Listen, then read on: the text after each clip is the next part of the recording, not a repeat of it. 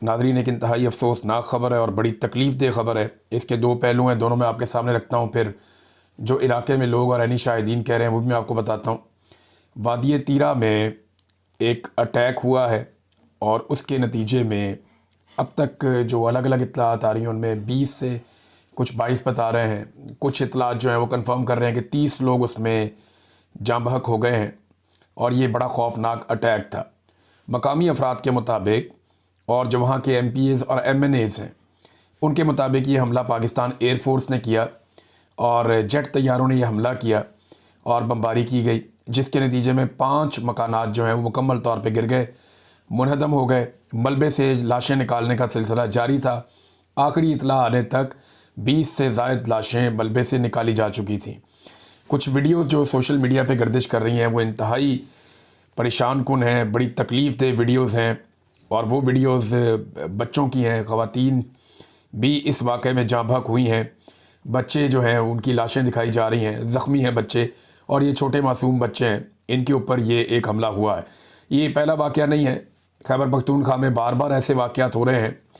इस वाक़े में ज़ुल्म खलीलज़ाद ने जो स्टेटमेंट दिया, उन्होंने कहा जी sad news from Pakistan. Pakistan से एक बुरी खबर है, पाकिस्तान की एयरफोर्स ने कत्ल कर दिया 30 शहरियों को एक गांव में खैबर पख्तूनख्वा में। ये क्यों किया, अभी इसकी तफसीलात जो हैं वो क्लियर नहीं हैं और ये बड़ा टेरिबल किस्म का खौफनाक एक इंसिडेंट है। मेरी जानिब से कंडोलेंस।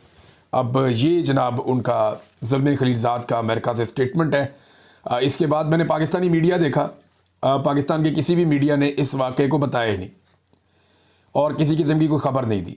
मेरे ख्याल में अभी उन्हें ख़बर दी जाएगी, जो ख़बर उन्हें दी जाएगी वही ख़बर वो देंगे। पाकिस्तानी मीडिया के ऊपर ये ख़बर बिल्कुल गायब है। सोशल मीडिया पे ये ख़बर नज़र आ रही है। खैबर पख्तूनख्वा पूरे के अंदर एक कोहराम मचा हुआ है, लोग बड़ी तकलीफ़ में हैं। लोग फ़ौरी तौर पे निकले, उन्होंने एहतजाज शुरू कर दिया। बड़ी तादाद में लोग जो हैं वो पेशावर की तरफ बढ़ रहे हैं, 7 लोग अज़ान दे रहे हैं और वो बड़ी तकलीफ़ में हैं। मुख्तलिफ़ लोग अलग अलग मुतालबात कर रहे हैं। इसमें एक जो मुतालबा है वो अब्दुल गनी अफरीदी साहब हैं, जो MPA हैं पाकिस्तान तहरीक इंसाफ के। उन्होंने कहा जी कि आर्मी चीफ़ और जो यहाँ पे ब्रिगेडियर्स मौजूद हैं उनके ख़िलाफ़ फ़ौरी तौर पे FIR दर्ज की जाए। और उन्होंने कहा मैं अपने आप को सूबाई हुकूमत की तमाम एक्टिविटीज़ से अलग करता हूँ जब तक कि हमें इंसाफ नहीं मिलता। अब अगर आप देखें तो ये एक मिलिट्री ऑपरेशन के नतीजे में हुआ। एक तरफ ये मौक़िफ़ है, दूसरी तरफ जो सिक्योरिटी फोर्सेज हैं उनका भी एक मौक़िफ़ आया है। सिक्योरिटी फोर्सेज का जो मौक़िफ़ है वो उन्होंने मीडिया को जारी किया, लेकिन जो पाकिस्तान का रवायती मीडिया है उसके ऊपर अभी तक कोई ख़बर नहीं आई। यानी सोशल मीडिया को कंट्रोल करने के लिए एक मौक़िफ़ तो दिया है, लेकिन रवायती मीडिया अभी तक खामोश है जब मैं ये वीडियो रिकॉर्ड कर रहा हूँ। सिक्योरिटी ज़राए क्या कहते हैं, ज़रा ये जुमले आपने गौर से सुनने हैं, फिर मैं आपको बताऊँगा ये जुमले किन जुमलों से मिलते हैं। ज़िला खैबर की वादी तीरा के इलाके आका खेल में पाकिस्तानी फ़िज़ाई हमलों से मुताल्लिक़ फैलाई जाने वाली ख़बरें सरासर मनगढ़ंत और झूठे प्रोपेगेंडे पर मबनी है, जिनका मकसद सिर्फ पाकिस्तान की मुसल्लह अफ़वाज को बदनाम करना है। हकीकत यह है कि पाकिस्तान की कार्रवाइयाँ सिर्फ ख़वारिज दहशतगर्दों के ख़िलाफ़ हैं जो मुल्क में अदम इस्तेहकाम, खून रेज़ी और फितना फैलाने में मुलव्वस हैं। इतलात के मुताबिक आका खेल में खारजी अमान गुल और खारजी मसूद ने अपना सेटअप कायम कर रखा था। ये दहशतगर्द शहरी आबादी, घरों और मसाजिद को इंसानी ढाल के तौर पर इस्तेमाल कर रहे थे। और फिर उसके बाद वो बताते हैं कि इन्होंने बारूदी सुरंगें भी बिछाई हुई थी और एक बारूद की कोई फैक्ट्री भी लगाई हुई थी इन्होंने गुंजान इलाके के अंदर, और वहाँ पे एक ज़ोरदार धमाका हो गया। बकौल सिक्योरिटी ज़राए के वो कह रहे हैं जी कि 12 से 14 ख़वारिज हलाक हुए, जबकि वो कहते हैं जी कि 8 से 10 शहरी भी जाँ बहक हो गए जो इंसानी ढाल के तौर पे इस्तेमाल हो रहे थे। ये उनका मौक़िफ़ है जो सिक्योरिटी ज़राए हैं।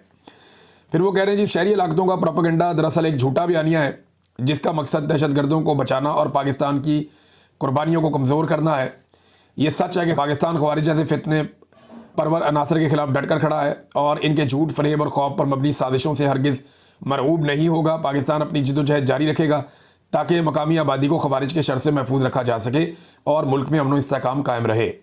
इससे पहले जो ISPR का एक स्टेटमेंट आया था उसमें भी मन घड़त कहानी का लफ्ज़ इस्तेमाल हुआ था और यहाँ पे भी एक मन घड़त कहानी का लफ्ज़ जो है वो इस्तेमाल हुआ है।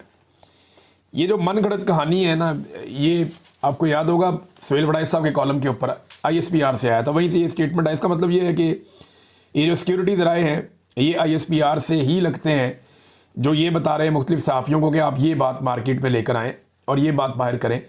जो इलेक्ट्रॉनिक मीडिया है या पाकिस्तान का प्रिंट मीडिया, उसको ये खबर बाद में दी जाती है, पहले सोशल मीडिया पे फैलाई जाती है ताकि देख लें कि इस खबर का रिएक्शन क्या आता है। खैबर पख्तूनख्वा की हुकूमत बिल्कुल चुप है, उनके शहरी वहाँ पे जाँ भक हुए हैं बड़ी तादाद में, और वाक़या चाहे दहशत गर्दों ने किया है चाहे एयरफोर्स ने किया है, जिसने भी किया है, उनके अपने जो MPAs हैं या MNAs हैं वो तो एहतजाज कर रहे हैं। इकबाल अफरीदी साहब एक काफ़िले की क़यादत कर रहे थे अभी थोड़ी देर पहले तक, और वो उन्हें लेकर जा रहे थे कोर कमांडर हाउस की तरफ। कुछ लोग कहते हैं ये गवर्नर हाउस की तरफ जाएंगे, लेकिन वो लोग वहाँ बढ़ रहे हैं और वो एहतजाज कर रहे हैं, आज़ान दे रहे हैं, बहुत गम गुस्से में हैं लोग, और बड़ी तादाद में लोग निकल रहे हैं इसके ख़िलाफ़। अभी एक दिन पहले का वाक़या है कि स्वात के अंदर बड़ा पुरजोर एहतजाज हुआ था मिलिट्री ऑपरेशन के ख़िलाफ़, लेकिन खैबर पख्तूनख्वा की हुकूमत बार बार ये कहती है कि कोई मिलिट्री ऑपरेशन नहीं हो रहा। बैरिस्टर साहब कहते हैं कि जी हो रहा है, इमरान खान की मर्ज़ी से हो रहा है। इमरान खान साहब जेल से पैगाम भेजते हैं कि मिलिट्री ऑपरेशन को फौरी तौर पे बंद किया जाए और गंडापुर साहब इसमें किरदार अदा करें, और अगर आपने कोई दहशतगर्दों के ख़िलाफ़ कार्रवाई करनी है तो वो जो कानूनी तरीक़ाकार है कि आप पहले एक कंसेंसस बनाएं, मकामी कबाइल का जरगा करें, खैबर पख्तूनख्वा के लोगों को, कबाइलियों को शामिल करें, सिक्योरिटी फोर्सेस हो, पाकिस्तान की गवर्नमेंट हो, खैबर पख्तूनख्वा की हुकूमत हो, अफ़गानिस्तान को एतमाद में लें कि जी अब हम ये करने लगे हैं, उस तरफ से अब आपकी तरफ से कोई सहूलत नहीं आनी चाहिए। उनके साथ मिलें, वहाँ की आवाम को एतमाद में लें, नफ़रत फैलाने की बजाय तरीके से दहशतगर्दों को अकेला करें फिर मारें। ये इमरान खान साहब का मौक़िफ़ है। दहशतगर्दी की हमायत तो कोई भी नहीं कर सकता, लेकिन ये ज़्यादा लोग ये कह रहे हैं, जो गवाही दे रहे हैं, कि ये एयरफोर्स का अटैक था और एक फ़िज़ाई हमला था जिसके अंदर ये घर तबाह हुए हैं, और बहुत सारे लोग दावा कर रहे हैं कि वो इसको ज़ाती तौर पे जानते हैं, उन्होंने खुद इसको देखा है। अब नॉर्मली ऐसे वाक़यात को जब आप दहशतगर्दों के ऊपर अटैक करते हैं और आम सिविलियन शहीद हो जाते हैं तो उसे आप कोलेटरल डैमेज कहते हैं। ये जो कोलेटरल डैमेज की इस्तिलाह है, ये कोलेटरल डैमेज हो गया ना कि ये सिविलियन भी साथ निशाना बन गए कि हम तो दहशतगर्दों को मारने आए थे या हम दुश्मन को मारने आए थे, तो क्योंकि वहाँ पे सिविलियन आबादी थी तो उनका भी नुकसान हो गया, इस पे हमें बड़ा दुख है। ये अमेरिकन ज़्यादातर ये टर्मिनोलॉजी इस्तेमाल करते हैं कोलेटरल डैमेज की। 1945 में जो हिरोशिमा नागासाकी में हुआ, 70 की दहाई में उसे कोलेटरल डैमेज का नाम दिया गया। इसी तरह जो डच लोग मारे गए थे 1945 में दूसरी जंग अजीम के दौरान एक वाक़े में, तो उसे भी कोलेटरल डैमेज का बाद में नाम दिया गया था, और 70 की दहाई में ये टर्मिनोलॉजी आती है।